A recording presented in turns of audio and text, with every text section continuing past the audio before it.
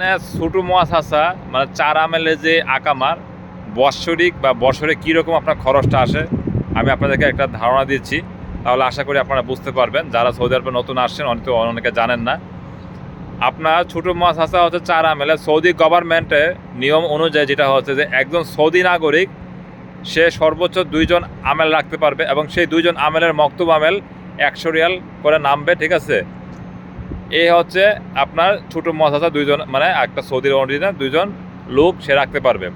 এখন যদি সে 4 জন লোক নেয় তো সেই ক্ষেত্রে কী করতে হবে, ওই সৌদির অধীনে আরেকটা সৌদি ঢোকাতে হবে। তারপরে হচ্ছে ওই যে সৌদি ঢুকাবে বেতন দিয়া বা টাকা দিয়ে ঢুকাতে হবে, তাহলে ওই সৌদির আরও 2 জন লোক নিতে পারবে। এই হচ্ছে 4 জন আমেল, ঠিক আছে। মানে 2টা কফিল আপনার একজনই, কিন্তু 2 জন সৌদির মাধ্যমে এই 4 জন লোক আছে, তাহলে হচ্ছে আপনার বাকি 2 জনে 100-100, এইভাবে হচ্ছে 4 জনে 100-100 করে মক্তব আমেল আসবে।